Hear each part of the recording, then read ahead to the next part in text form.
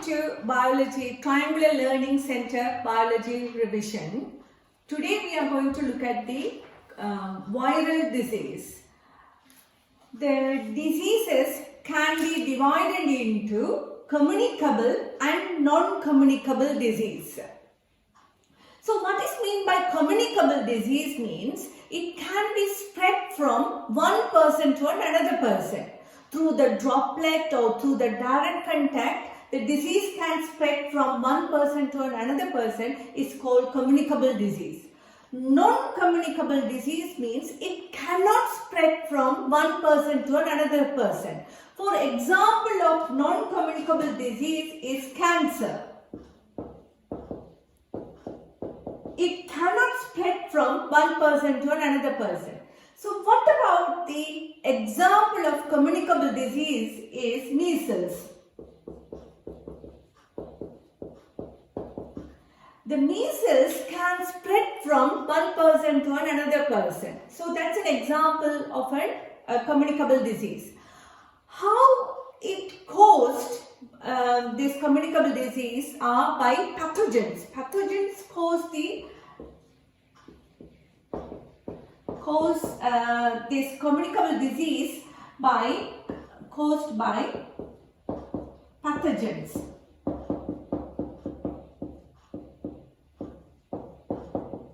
So what is meant by pathogens are disease causing microorganisms are called pathogens. So the communicable disease are caused by pathogens. So what is meant by pathogens means the disease causing microorganisms are called pathogens. The example of pathogens are virus, bacteria, fungus, and protist are all microorganisms that's causing the diseases. Okay, so today we are going to look at the viral disease. If you look at the structure of the virus, it's very simple. It's just a protein coat. Inside the protein coat, it's some genetic materials are there. So this is the protein coat. And inside the protein coat, some DNA or RNA materials are there.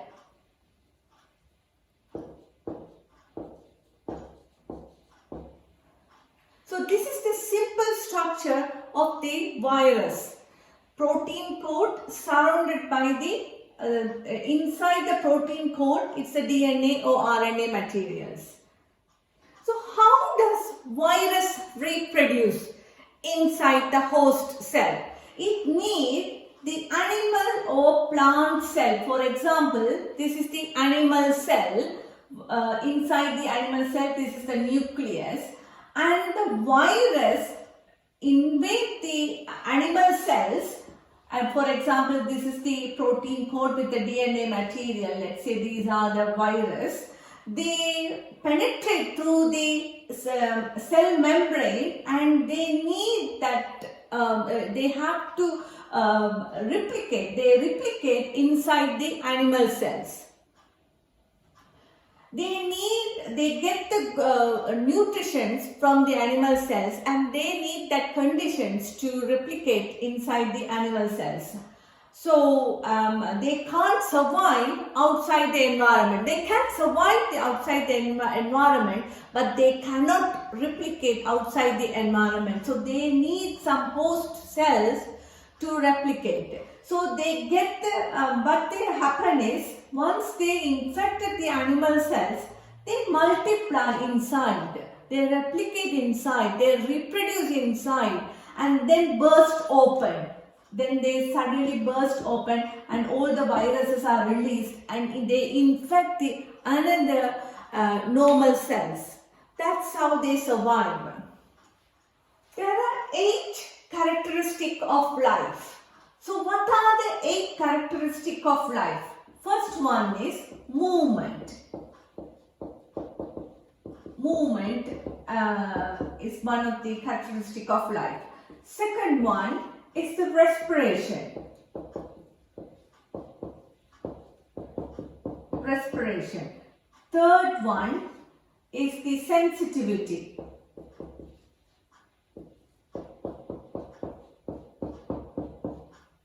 Fourth one is the homeostasis.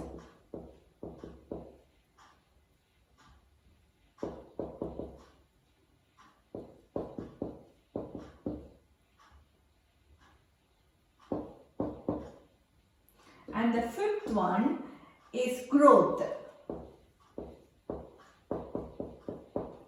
Sixth one is reproduction.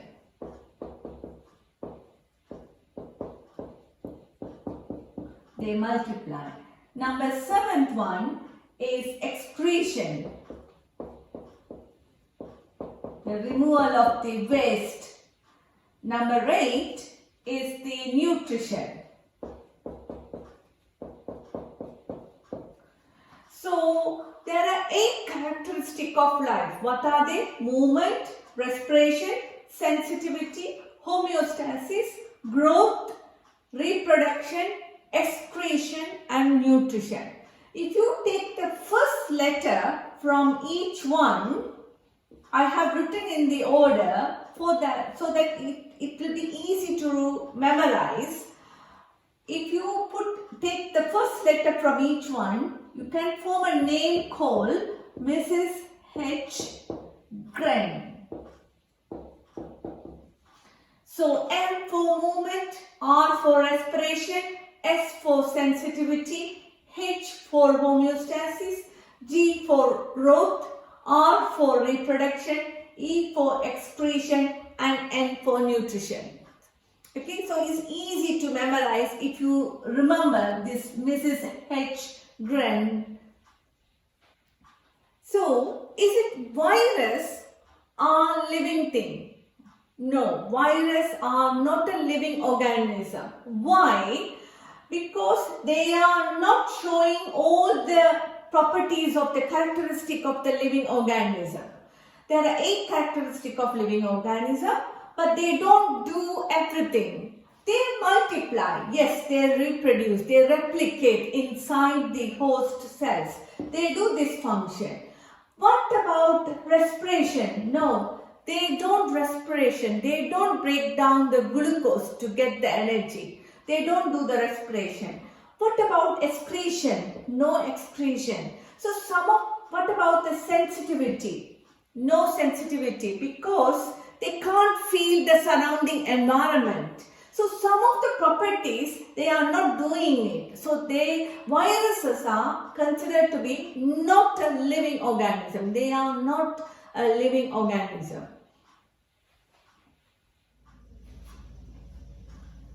Let's look at the example of virus and the mechanism of spread and how to control them. The example in human are the measles virus.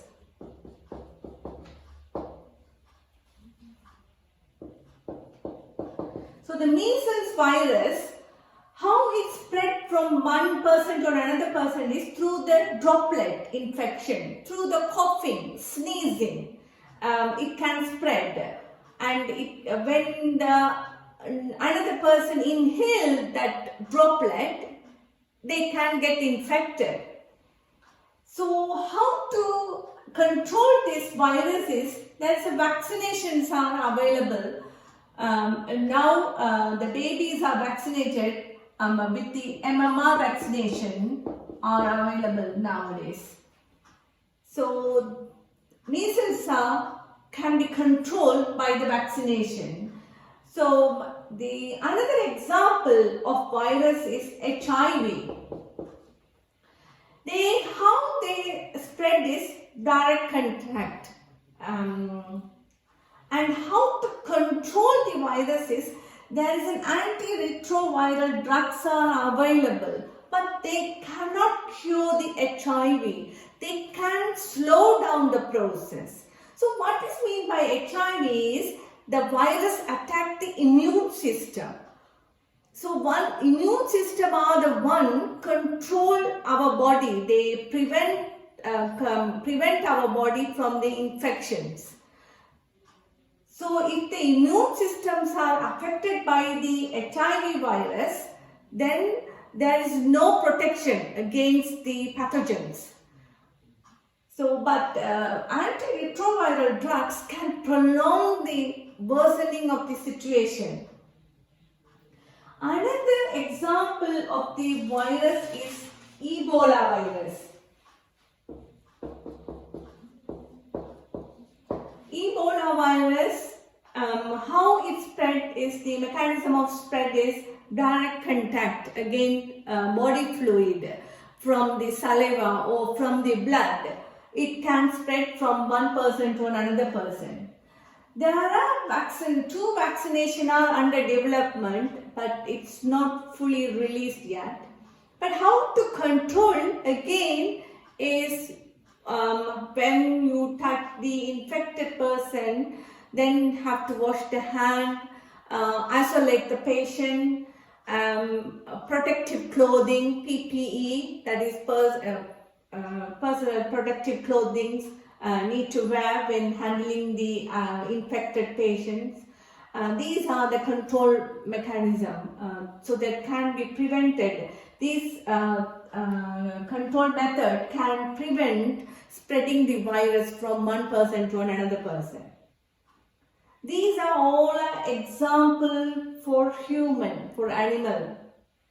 What about plant virus? How they can infect? A very good example is tobacco mosaic virus. It's called TMV in short form, tobacco mosaic virus. How it's getting to the plant cell is through the cut, if the plant or affected area, or through the cut or through the break or affected area of the epidermis, the top layer of the plant is got cut, the virus can easily get into the plant.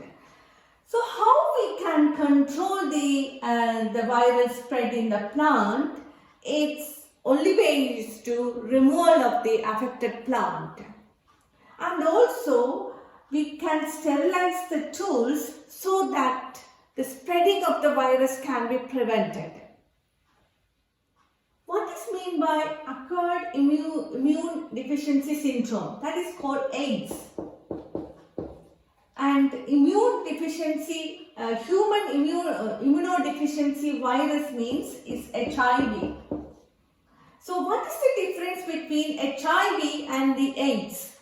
HIV, it's the virus. It's the mechanism of transport is direct contact, and once it's infect the person, it affects the immune system. So the immune system, it's get affected means it cannot protect us from any other infections. So the immune system are the one protect the human body from any other infection, any other pathogens. So if it is get affected, then the very last stage of HIV is acquired immune deficiency syndrome, that is AIDS. That means the immune system are very weak. They cannot control any other diseases like tuberculosis or any infection. The immune system are affected. They are very weak. So the survival rate from the AIDS, after the HIV, it can lead to AIDS. So that's the end stage. They can't fight for any infection. So there is no cure for it. So as I said previously, there is an antiretroviral drugs are available that can prolong the situation of the HIV, but there is no cure for it. Why is it harder to treat the viral disease? As I told you previously, viral cell multiply inside the animal or plant cell. For example, this is the animal cells, this is the nucleus, and let's say this is all a virus. They all multiplied inside the animal cell. So they need that nutrition, that conditions to survive, to replicate inside the animal cell. They can only reproduce inside the animal or plant cell. So to treat the virus, the drug need to penetrate through the cell membrane, that outer layer of the cell. If the outer layer got damaged, means that cell will die. So that's the reason there is no drugs available to treat the viral disease. The vaccinations are available, because vaccinations means that vaccination will produce antibodies. Or for us, like for human, we got MMR vaccination for measles, rubella and mumps. So the measles are the one produced the disease caused by the virus. So the vaccination will produce the antibodies. So the once that virus entered into your body, before they affect the cells, each individual cells, the antibodies will kill them. So MMR vaccinations are for the measles. That virus, for example, if any that vaccination, that antibodies are there in your blood system. So once that virus entered the body, they will kill them before they even attack the animal cells or the human cells.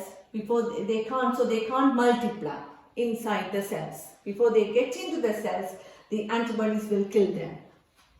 In this video, I have summarized the properties of viral disease, the characteristic of the life, Mrs. H. Gren. So you all know that movement, respiration, sensitivity, homeostasis, growth, reproduction, excretion and nutrition. So these are the characteristics of life. Example of viral disease, we have looked at the measles, HIV, Ebola and tobacco mosaic virus in plant, and the mechanism of transport and how to control them I have covered in this video, and the difference between HIV and AIDS and why it's harder to treat viral disease. I hope you enjoyed this video. Thank you for watching. Thank you.